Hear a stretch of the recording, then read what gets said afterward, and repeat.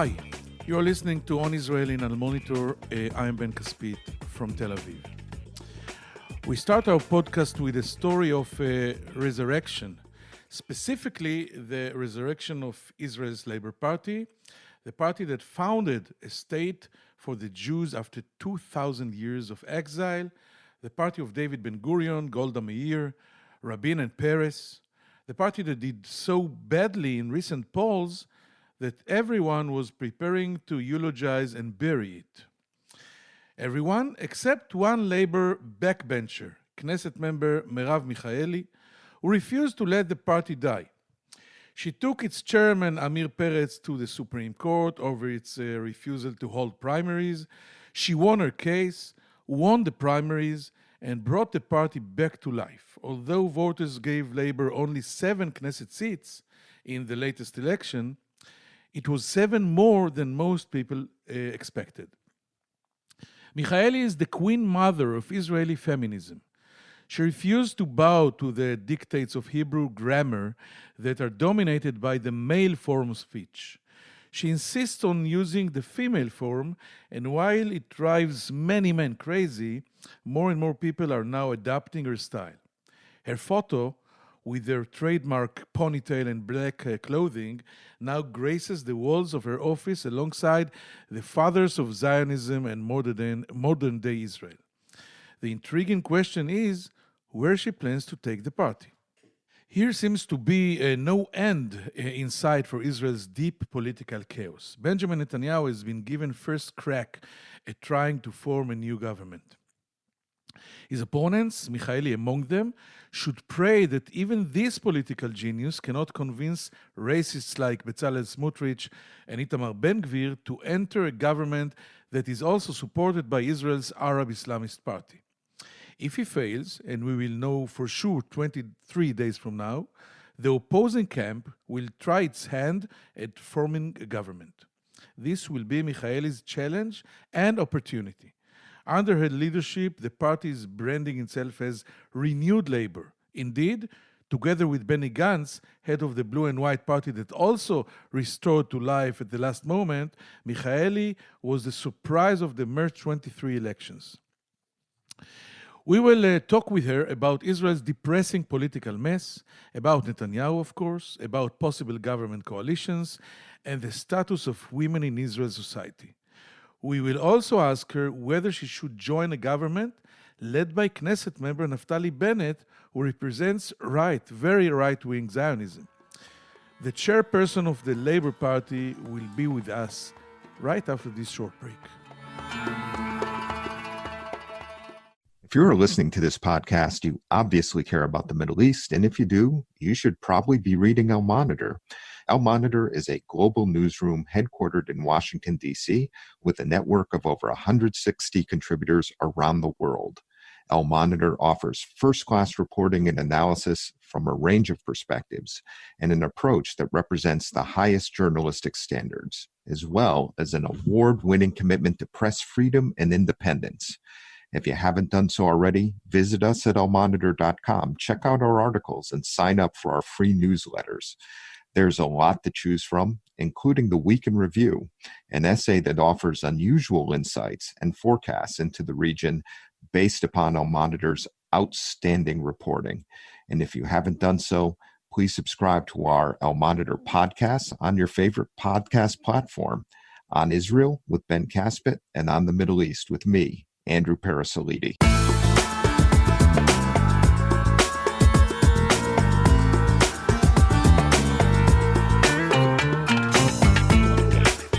Now we are pleased to say hello to a Labor Avoda chairwoman, Knesset member Merav Michaeli. Shalom, Merav.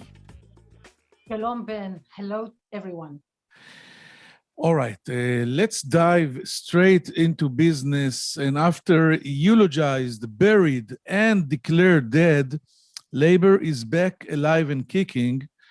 And I wanted to ask you first, when you embarked on this adventure, after the party institutions refused to hold elections and you went to court, Did you believe things would turn out this way, or were you just telling yourself, well, let's give it a try, a final chance?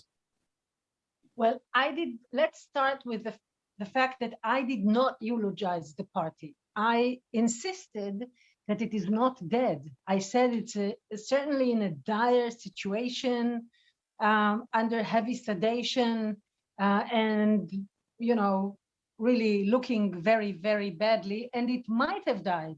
It was certainly some people's intention to erase it completely. And by the way, when I was elected and I came as a chair to the offices, I really found a place that was under, I don't know, going through like bankruptcy, like when you're tearing a place apart. Chapter 11, yes. Yes. So, but it's like I knew, I believed in it, and I knew that it wasn't still dead. And I really believed, and I still believe, that the rehabilitation and rebuilding of the political power of the center-left camp in Israel must be built on labor. Listen, labor and the state of Israel have a DNA connection between them. It's not for nothing. It's not only symbolic, but it's also symbolic. But it's also tangible. The fact that the breaking down, I think, even the way Israel has been going in the last 28 years is so connected to the way labor was almost erased and vanished. Because labor is what started the state of Israel, not labor alone, of course, as a part of a much, much bigger movement and organization.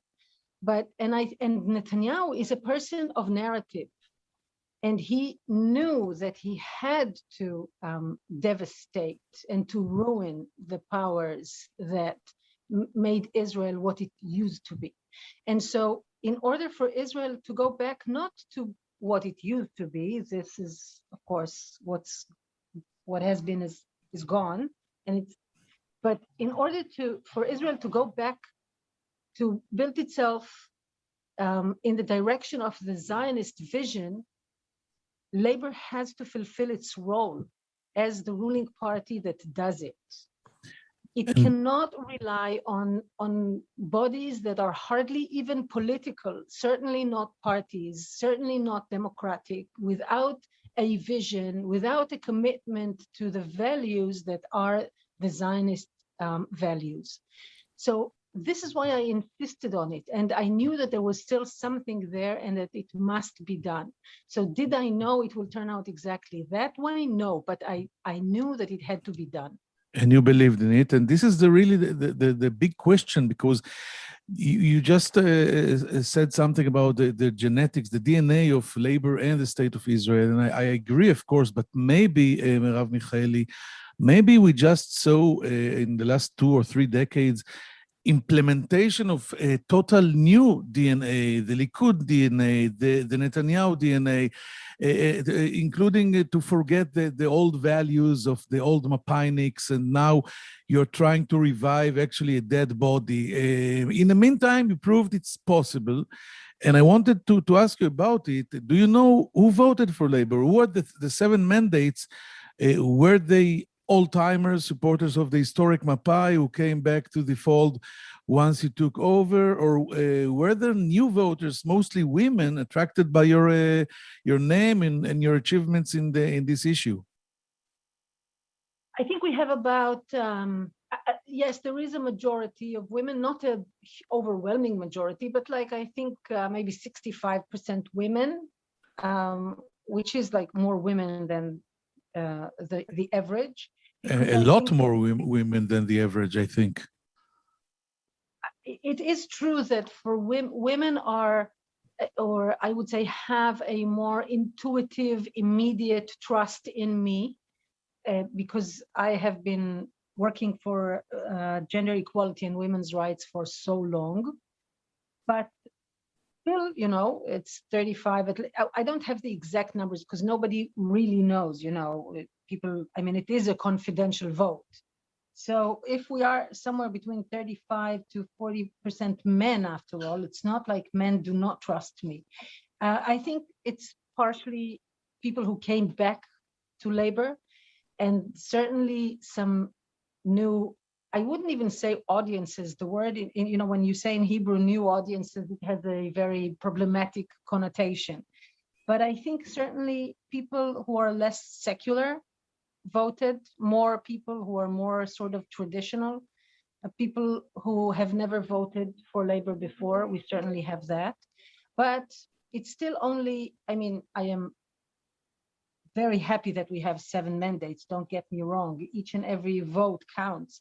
But it is just the beginning. And it is up to us now to bring many, many more people to vote for labor. Where to take this success. And talking about old Mapayniks, many labor veterans in the beginning were angry when you declared yourself as the successor of Yitzhak Rabin. Many of them abandoned those days the party.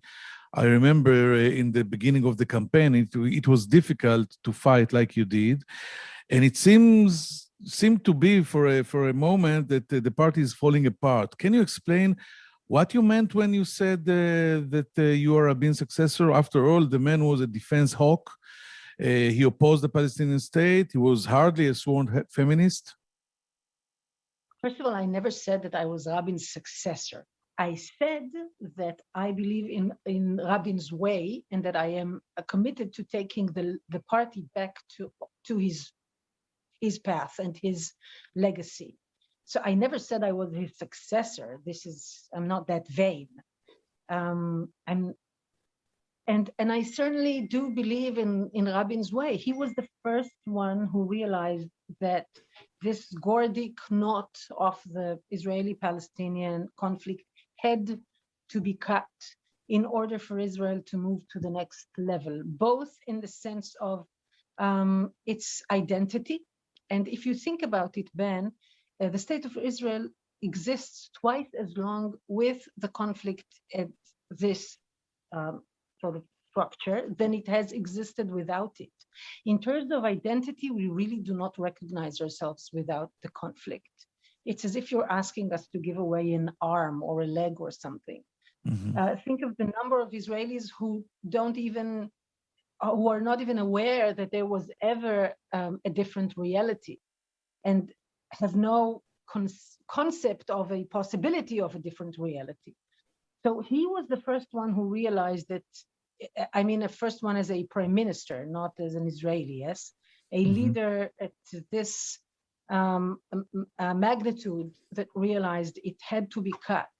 So both in the sense of identity and the future of Israel as a Jewish and democratic state, and also regarding the threat that he realized back then was already building from Iran.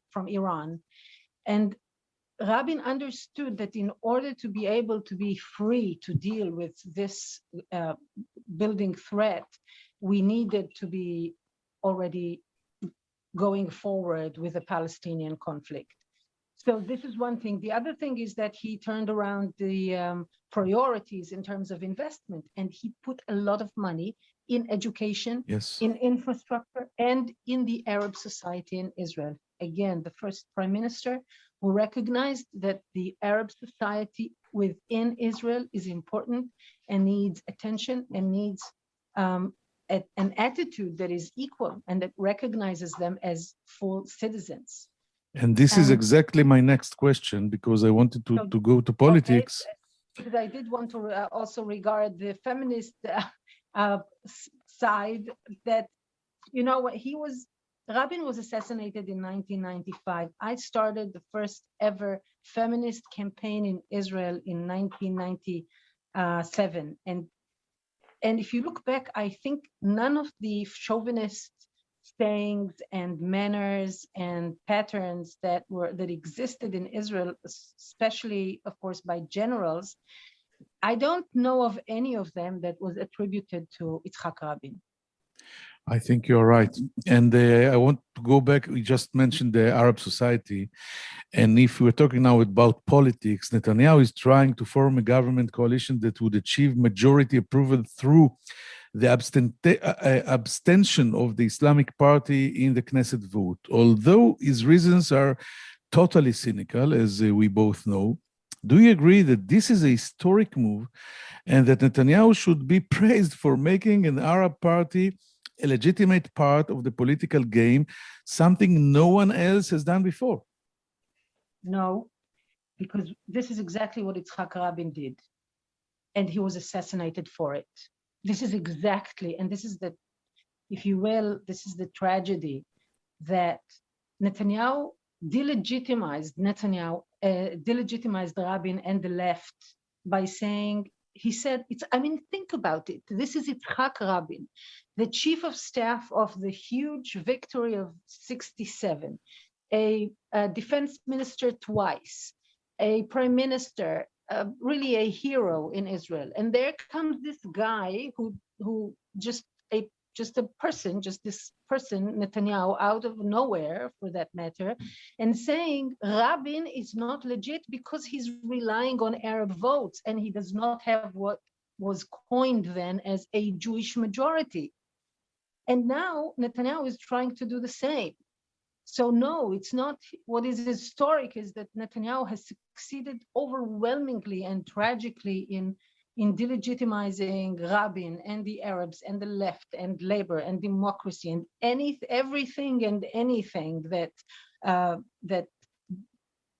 interrupted him in being in power, keeping power, etc. And now he's trying to do the same, and everyone's saying, wow, what a historic move, even though it is cynical. So no, it is only historic in the sense that hopefully it will be the thing that will bring Netanyahu down. I understand what you just said. I'm the last optimistic Israeli that right now what we see from Netanyahu is Rabin's victory. But let's go on. You agree with me, I think. No, completely. Okay, so what would be your ideal government, realistically speaking, right now when Netanyahu still have, I think, 23 days to form a coalition, and if he fails, it will be Yair Lapid's turn or Naftali Bennett's turn. What government do you see on the other side, on your side? Well, there is no ideal government right now. My ideal government is one that is formed by labor as a ruling party with partners who are interested in a Jewish home, or actually I should say a home for the Jewish people with equality for all. Given the circumstances, I want a government without Netanyahu and a government that has as many more components of people and parties who believe in equality and in democracy for the place for the Jewish people in Israel. How exactly does it look? I think it's premature to tell. I mean, right now we see Bennett that everybody was counting on. I mean, some people were counting on him to form the non-Netanyahu government. We see him, negotiating. I don't even say flirting, because he's negotiating with Netanyahu very seriously on giving him another government. And also, as historic as this attempt at Netanyahu is, historic, that is in quotation, yes, not really, that Netanyahu is making to be supported by Ra'am, the Arab religious list. Bennett is reluctant to do that, and Gideon Sa'ar also doesn't want to do that. So, unfortunately, we are still. It's not like we are beyond the delegitimization of the Arabs as citizens and the Arab parties as legit partners. We are still struggling with it. So I think, yes, a government that has as many more components who believe in democracy is what I would like to see. Yes, but this is a utopian approach. I think that that the most legitimate or logical solution on the reform or the change or the anti-Netanyahu side is a government that will actually share power between Yair Lapid and Naftali Bennett, and Bennett will be the first prime minister for 2 years, and then Lapid. And it will bring us to an unbelievable picture that you, as the leader of the Labor Central Left Party, and even Meretz, that it is actually a left party, will sit under Naftali Bennett, a religious right-wing extremist. Well, yeah. No one special, you're saying. No, I'm saying it is, yes, it's very sad that this is right now an option, but we, and also I still, it's far from certain that this script can become a reality. We're still far from it. And yes, this takes us back to the beginning of our conversation. This is exactly why I am so determined in rebuilding Labor as a ruling party, that you will have a genuine, authentic, serious political body that can form a non-right-wing government in Israel. This is something that we do not have at the moment. And speaking of reforms, since you mentioned this word, you know that on Labor's list right now, number 4, a member of Knesset for the first time ever, there is a reform rabbi, Gilad Kariv. And it's unbelievable that it took so many years for the reform and conservative communities in Israel and everywhere to have a representative in the Israeli parliament. So this is one of the most I have to tell you that we surely know, because Rabbi Kariv was a guest here in On Israel podcast 3 weeks ago. And if you meant, and he's really a very impressive Israeli and rabbi and whatever. And if you mentioned his name, we heard on the day that the Knesset, the new Knesset was sworn in, a ultra-Orthodox Knesset member, I guess it was Israel Eichler, talking about Rabbi Kariv, who is a reform rabbi, almost in anti-Semitic manners, and you will not say hello to him, and he's worse than a Christian, and I really cannot reply the words he used. And how do you see it, this hatred among rabbis? I make it a point not to make other people's problems my own. So I am nodding to member of Knesset Eichler, you know, how Eichler is conceived and is being considered, you know, how serious his sayings are regarded. He will get used to it. Okay, I hope. We're waiting a long time that they will get used to it. That there are many Jews in the world that are not ultra-Orthodox. By the way, most of the Jews in the world, especially in the United States, are conservative or reform, and this is the reality. They don't accept. But I want to ask you. But the reality we have to change is not Eichler's opinion. What we need to change is the law in Israel, because the irony and the tragedy is that the only country in the world that does not recognize all Jews equally is the state of the Jewish people. It's just, you know, it's crazy to think about it. And what needs to be changed is, like we saw the ruling of the Supreme Court that came after 15 years of the government and the Knesset's refusal to get the very, very simple and so clear decision of recognizing reform and conservative conversions in Israel for people who are eligible by the law of return. So what we need to do is change the law, not wait for Eichler or anyone or any Orthodox or anyone else to change their minds. Okay, I want to ask another political question. Just said, actually, you hinted that if you have to pick or choose an option between the 5th election in a row or sitting under Naftali Bennett for 2 years, and then Yair Lapid, you'll pick the second, because fifth election is a lot worse. And I wanted to ask you that Israeli politics has essentially come down to one issue: yes to Netanyahu or no to Netanyahu. Do you think this is the end of the era of ideologies, of left against right, historic Mapai versus Cherut? We are beyond all this. Not at all. First, and you said before that you said something which made me, of course, it's important for me to emphasize. When you ask people in Israel about the issues, regardless of their political representation, then it's very, very clear that the majority of Israelis support the center and left positions on everything, be it freedom of religion, pluralism, equality for women, for the gay community, even for Arabs as citizens, and certainly on every social economical issues.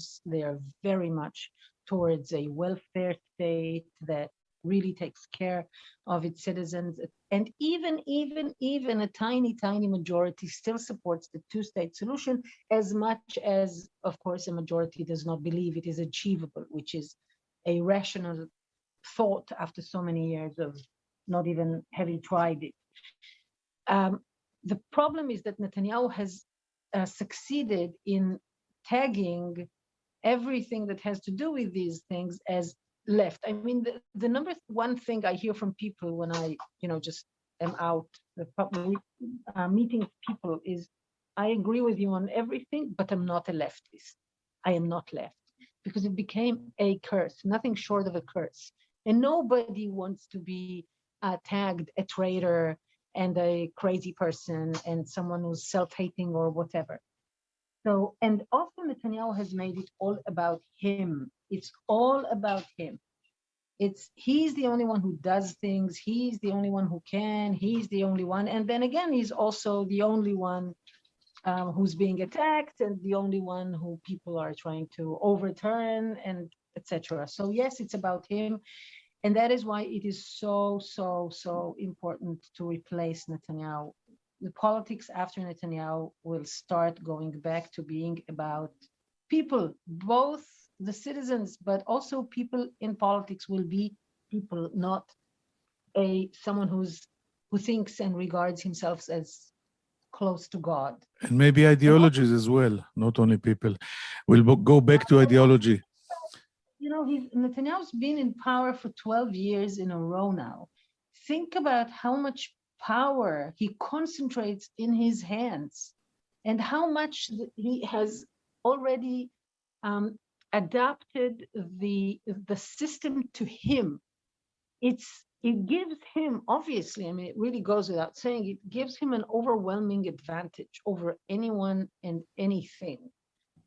There is a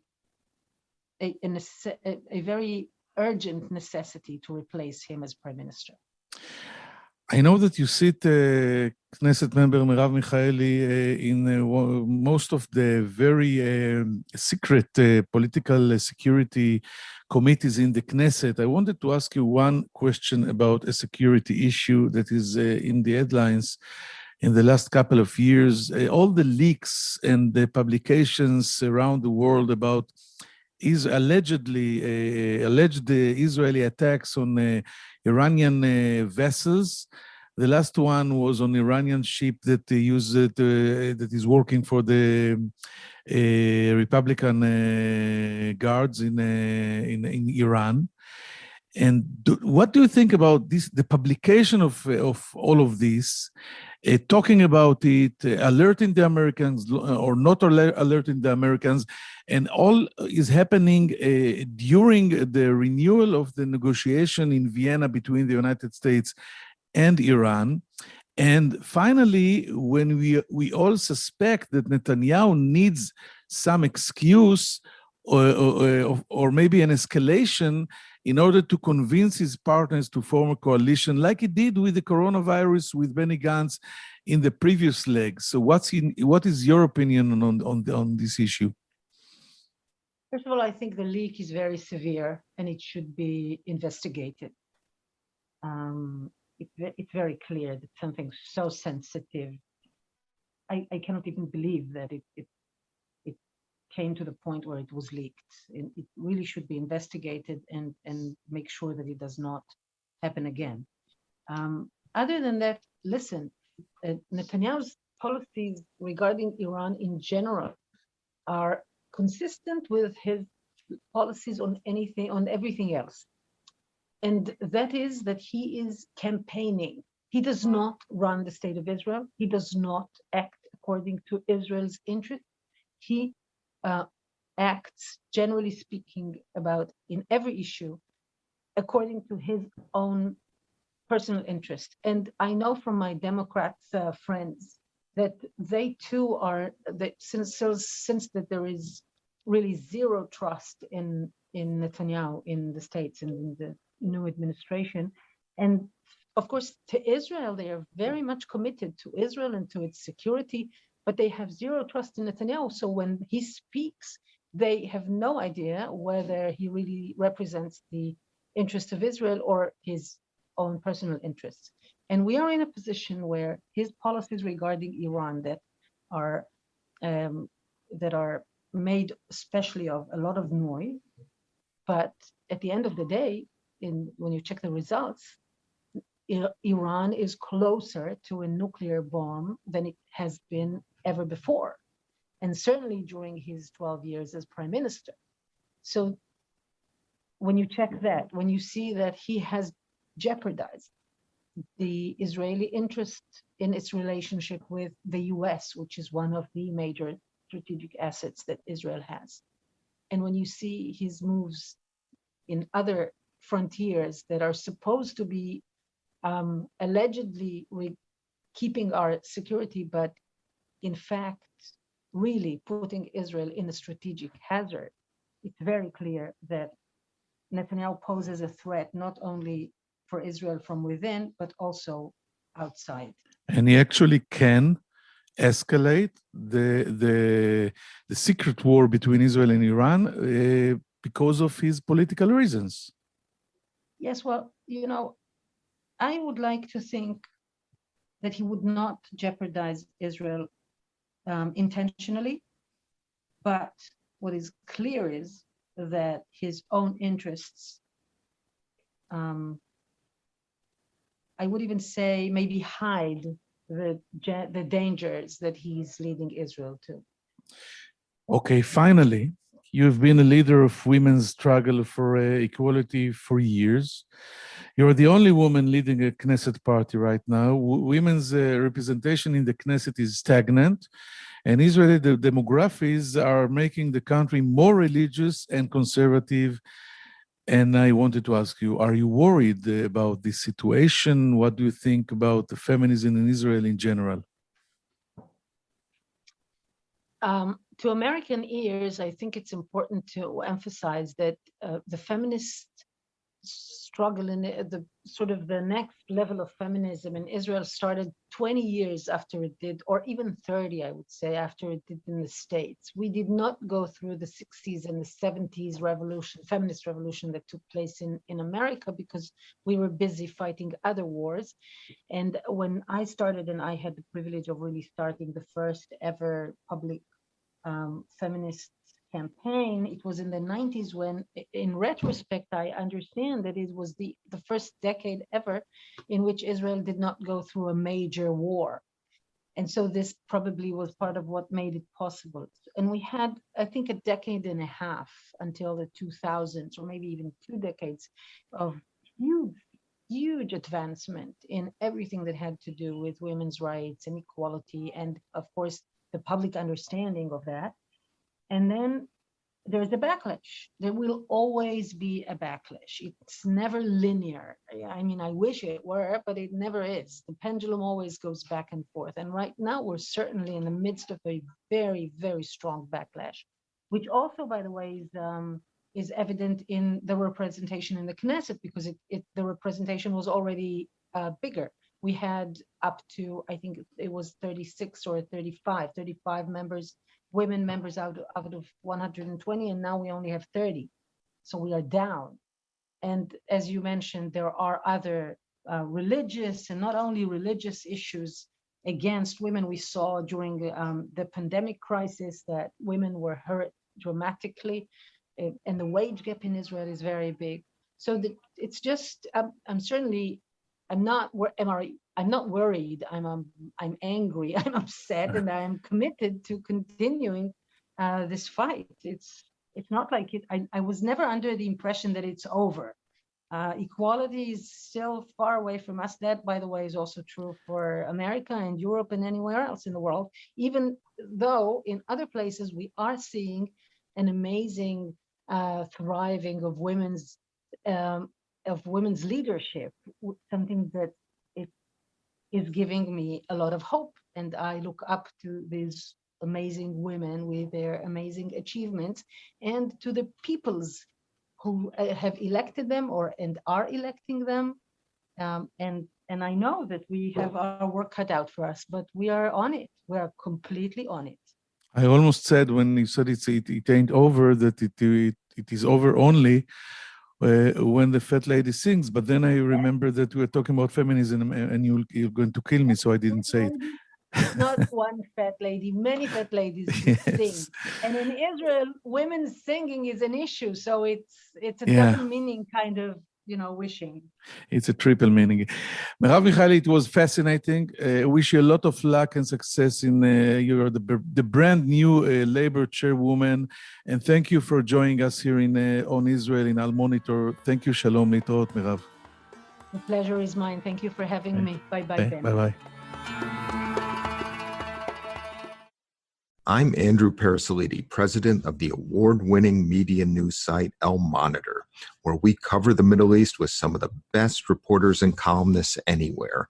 And I'm excited to announce our new podcast, On the Middle East, where each week I will interview newsmakers from the U.S. and the region about the latest news and trends with additional commentary from our on-the-ground correspondents. Those of you who follow the region know that what happens in the Middle East doesn't stay in the Middle East. And to cite another great movie line, every time the U.S. tries to get out, the region pulls us back. Your time is valuable, so let me promise you this. You will learn something and you will never be bored, because each week we'll be talking with and listening to those leaders who are making the news and shaping the trends in this critical and fascinating region. So please subscribe to On the Middle East with me, Andrew Parasolidi.